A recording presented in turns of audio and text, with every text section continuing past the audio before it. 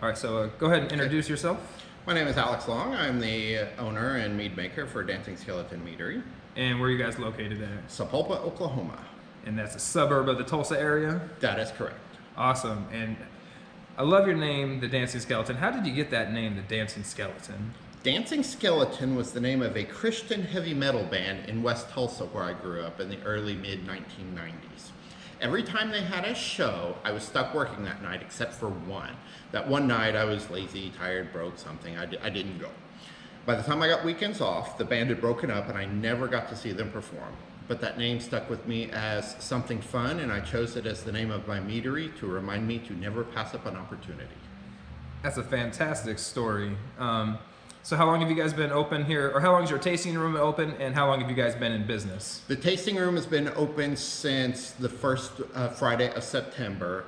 We've been on the market 2 years as of September. So the tasting room celebrated our 2-year anniversary of actually having our meads for sale. Awesome. And we got licensed at the beginning of 2020, right when stuff started shutting down for COVID.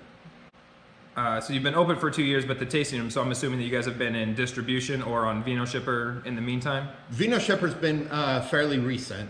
Our marketing strategy has been, since we had a product largely unfamiliar to the local area, our strategy has been to go to events that people are already going to, like car shows, farmers markets, that sort of thing. Set up as a vendor, give people a chance to taste it, ask questions, and then either purchase a bottle or direct them to the nearest liquor store to where they live that carried it. And then also marketing directly to liquor stores, at first in the Tulsa metro area and now in the Oklahoma City metro area. What flavor profiles does Dancing Skeleton bring to the table? Dancing Skeleton specializes in traditional meads. We have 17 different meads, 16 of them are traditionals. The one exception is a coffee mead made with cold brew coffee. 17 meads, or 16 traditionals, and are they rotating? Do you have them all available all the time? They are mostly permanent flavors. One of them is currently out of stock. Will be in stock here in about a month and a half.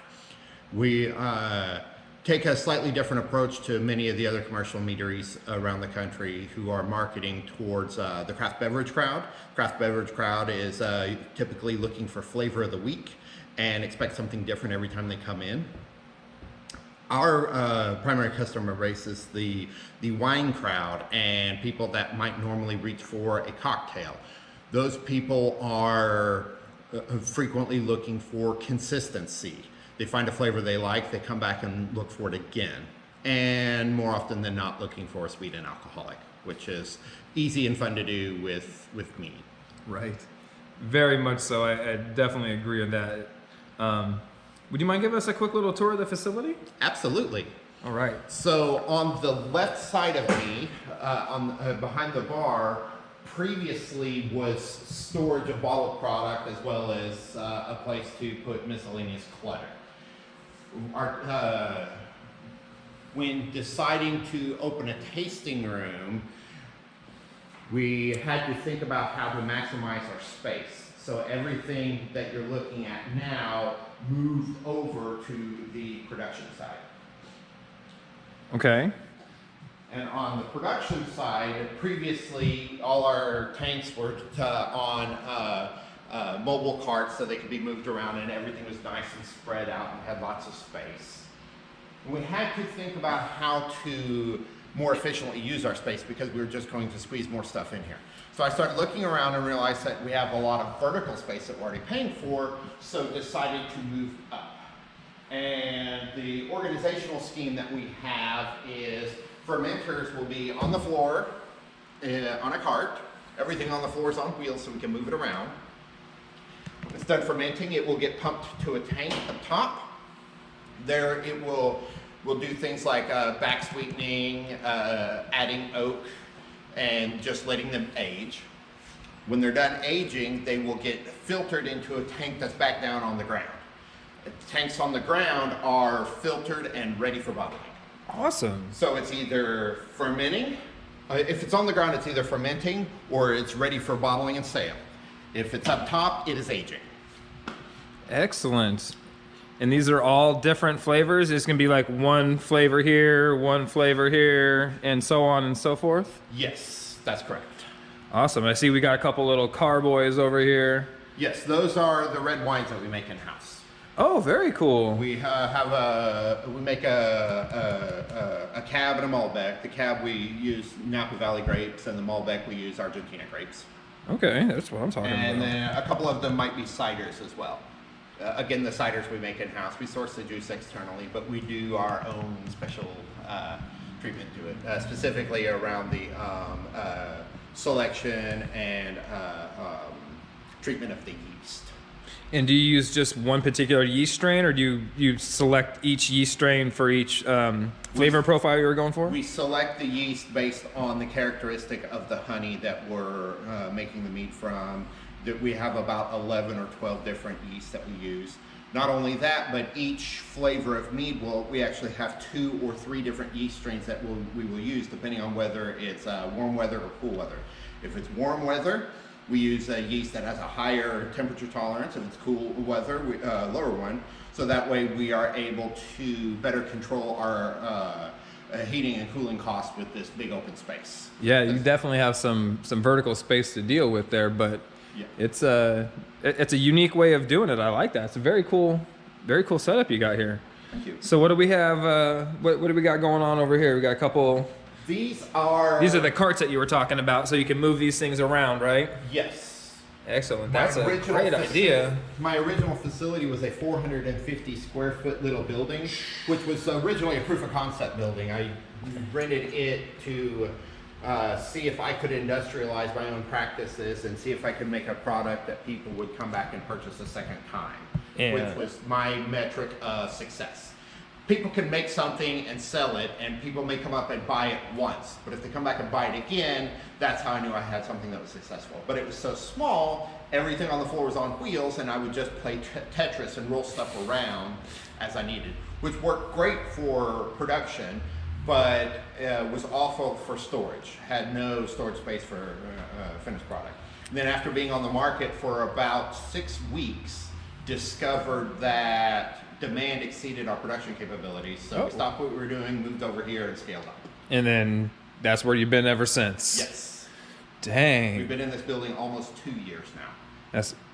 And all of it is all just right here in this tiny, I say tiny in the grand scheme of things, but I mean, it's actually not really that small of a space. I mean, we're looking at, like you said, you got lots of vertical space. You've got whole, all the racks down on both sides here. You got bottling stuff on this side. We've got the fermenting stuff on this side.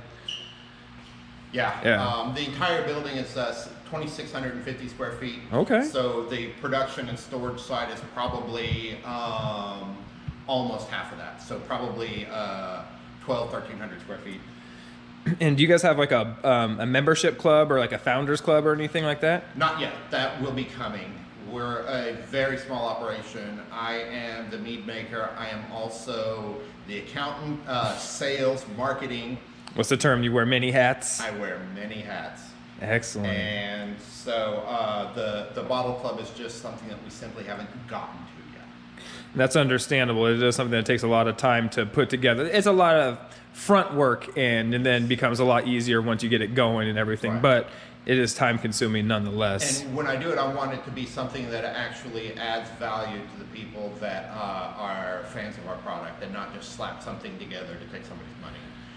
You want to give them, unique products that only they're going to get. And exactly. Now, do you have any plans on expanding beyond just traditionals, or are you going to solely focus on that and make that kind of like your niche in the mead market? Traditionals will always be our flagship products. Okay. What we're looking at doing right now is expanding to a couple of possible fruit wines.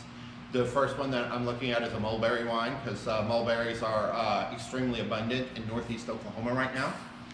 And we would be looking at it being an actual mulberry wine and not a mellow mel. Okay. And I do that on purpose because I don't want to, just as the artistic side of me, I don't use fruit because the sweetness of the fruit competes with the sweetness of the honey.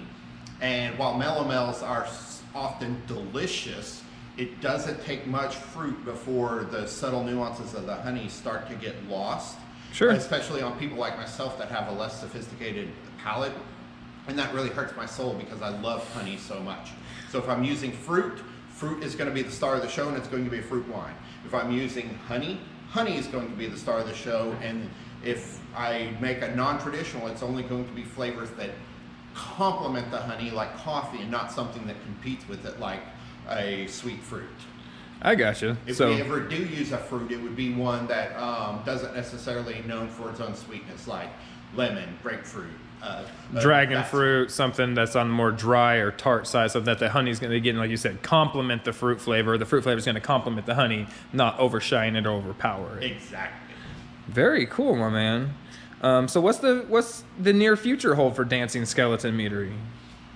The near future, since our tasting room just got open, figuring out the marketing and advertising of it, getting out the word to people that, hey, we are here, we are open, find interesting events for people to come do when they come and hang out here. Okay. Every week I'm seeing another comment on a Facebook thread saying, we have a meet in Sapulpa, how come I didn't hear about it? Well, you didn't hear about it because I'm the one doing the marketing. Sorry, folks, I'm working on that. Awesome. That's the near term. Midterm will be refining and improving, getting our production routine more refined and more streamlined and more consistent. And by consistent, I mean like this month we do 4 batches. Next month we do 6 batches, 4, 6, 4, 6, or something like that. And not just, oh, we're running out, let's make a whole bunch of mead. Oh, now we're behind on this, let's go do this. Sure. So just more industrializing our own efforts. Try to get the horse in front of the cart, so to speak. Exactly. Well, very cool. And you said you're Vino shipper, but it's fairly recent, but you are on there. So anybody who does want try any of these fantastic traditionals, I've had probably about a dozen of them so far. I haven't tried all of them, and I would highly recommend anybody who's trying traditionals out there who's looking to do that to go ahead and reach out to Alex and pick up some of these bottles, because they're reasonably priced and delicious, especially. Thank you. I appreciate you showing us around today, Alex. Anybody who's ever in Sapulpa, Oklahoma, small suburb right there outside the Tulsa area, please stop by, because I guarantee you're gonna have a good time when you meet this cat here and you see this tasting room over here. It's only gonna be to your own personal benefit. So thanks for stopping by tonight. We hope to see you in the future. Later. Cheers.